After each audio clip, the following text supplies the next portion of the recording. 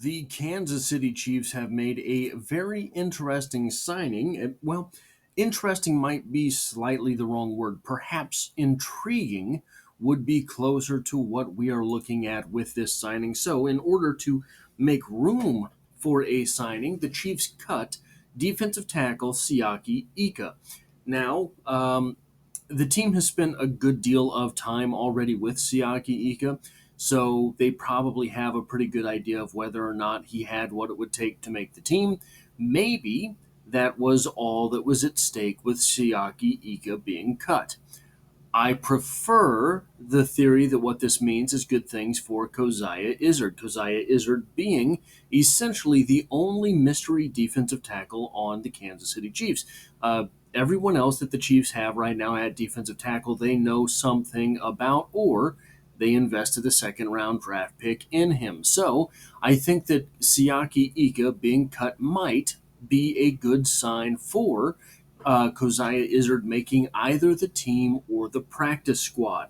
I do think that Coziah Izzard is the type of defensive tackle that has the pop necessary to maybe probably start on the practice squad this season and maybe develop into a regular 53 next year. But I do think that he has the potential to make the 53-man roster this season, because I think that beyond sort of the top two or three guys at the position, the Chiefs are really going to be pragmatic and say, look, you have to perform to make the team. There will be, in other words, no favorites. So, who was signed? A tight end by the name of, I didn't write it down anywhere, and I know I should have, Kevin Foelsch, which is an interesting move for many. Intriguing. Again, I go back to that word intriguing. Intriguing move for a lot of reasons. Another tight end is absolutely wild work from Brett Veach at this point in the preseason. But number two, there's not a whole lot of information on Kevin Foelsch himself. Very difficult to find anything on the young man. So, why bring in a tight end? It could be as simple as you've got to have 90 guys this time of the year. You knew you were going to get rid of Siaki Ika, and you just went ahead and picked up a 90th guy. One of the guys that you have, so everybody has 90 guys right now, so there's not a whole lot of free agents on the market. So you just take somebody that you kind of have a scouting report about and you think is going to benefit the 90 man, will benefit you in training camp, etc. It could be so simple as that. This was the highest ranked free agent that they had on the Rolodex. That could be it. It could also be a bad sign for Jared Wiley's recovery. There have been whispers that his recovery is not going the smoothest for whatever reason. I haven't seen any specific reasons as to why, just that it might not be going the smoothest for one reason or another. It could also be a bad sign for Wiley's future on the team. Remember that they have re-signed Noah Gray and they did pick up Jake Brenningstool lately. Both of those moves were lately. And Jared Wiley wasn't exactly lighting the world on fire prior to his injury, but he was a rookie in an Andy Reid offense. So I don't know if we can really read a whole lot of negativity into the future for Jared Wiley from this. Why do I say Jared Wiley? Why do I think there could be something negative for some tight end on the Kansas City Chiefs? Well, because the Kansas City Chiefs have shown the propensity towards wanting to have 4 tight ends on the roster. But fine, absolutely dandy. Travis Kelce's 1, Noah Gray is 2. Right now, Jared Wiley and Jake Brenningstool are 3 and 4. Not a whole lot of room after that. And they have several tight ends other than that on the 90-man roster. So they keep accruing tight ends. But this is something we've seen this front office do for 2 or 3 seasons now. Just keep running through guys at the position. It could also be a sign that they're going to give Travis Kelce the whole preseason off. Not training camp, right? But that they're not going to make Travis Kelce suit up for any of the preseason games. That's something I would not be against. But in that case, you still have to have all the tight ends to run through on your roster to get the reps on the field. Having to have all of those players, plus the fact that you're going to sit Travis Kelce, plus the fact Jared Wiley is unlikely to be completely healthy yet, plus the fact that Brenningstool has had an injury lately. Maybe you just bring in that 90th guy as a tight end in order to make sure you get through those reps in the preseason.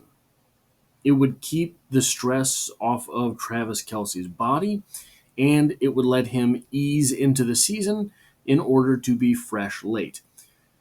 It's a gamble, right? It's a gamble because weeks 1, 2, is it 1, 2, 3, and 4, or 1, 2, 3, and 5? What, I can't remember their schedule right now, but the Chiefs have a very heavy front end of their schedule, and if you're not going to have Travis Kelce playing in the preseason games, then it would mean that he has to ease into things during the regular season. And yeah, he's already on the same page as Patrick Mahomes, but those things don't always click immediately. We've seen this several times during the starting reign of Patrick Mahomes. But on the plus side, the Kansas City Chiefs do have the horses in the stable to be able to play the game without Travis Kelce. I mean, you have 4 wide receivers that could be starters on many teams in the league. You have some very exceptional talent at running back. You have a good second tight end in Noah Gray, etc. So, the last few things that I have here are talking points on Kevin Foelsch himself. And there's not a lot. Very hard to find anything on the young tight end. But we do have some details about him. For one, he's 6'4", 250 pounds, and he runs a 4.65 40. Those are good numbers. He's not a great big guy, but he's not small and undersized. He's not a blazing fast 4.39 tight end, but he's not in the 4.7s either. And he played at the University of Haven in Connecticut. Ken Kniff, also from Connecticut, but he was in a Division II school. So the level of competition that he played in college, not exactly what it would be in the SEC or the Big Ten. He has spent, he is going into his second year in the league. He was a UDFA last year with the Panthers, who then spent time with the Jets and finally the Eagles. As far as I can tell, maybe I missed something, he has not played a snap in the NFL. He was a practice squad guy the entire time. Going back to his college days, 73 receptions. This is college stats, not a season stat. So just take that in mind. During his entire college career, 73 receptions, 660 yards, 16 touchdowns. Not great big numbers. But in fairness, 16 touchdowns is a lot of touchdowns for 73 receptions. So when the game was biggest, it seems Foelsch came through. Foelsch was the fulcrum of the offense. Now, if you are looking for a little bit of commentary on the player, the playing style, he does look to me to play the George Kittle style of football. Again, this does not mean he's going to be George Kittle. Again, this does not mean that he's going to succeed at the NFL level. If he was George Kittle, probably he would have cracked the starting lineup last year.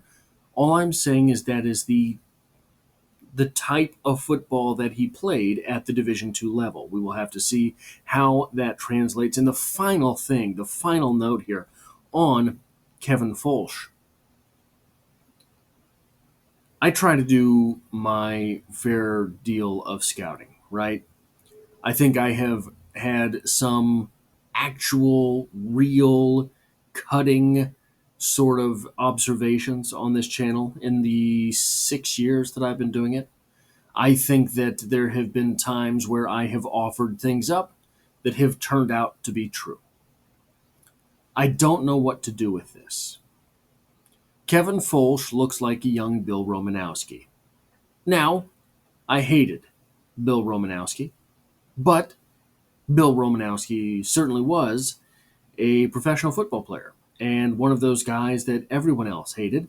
And if he was your guy, then a lot of the hatred from the other team was focused in one area and let you get away with things in other places. So, does the fact that he looks like Bill Romanowski mean he will be a good professional football player? Look, is he looks like a young Bill Romanowski or possibly Ultimate Warrior. I can't make up my mind. But anyway, guys, that's what I have for this video. If you like, appreciate what it is that I do here, hitting the like button really does help me out, as it tells YouTube to share this video with other Kansas City Chiefs fans. If you find yourself here by chance but not design, the Chiefs are the only thing I talk about on this channel, dropping multiple videos every single week. And as always, I hope to have you back for the next one.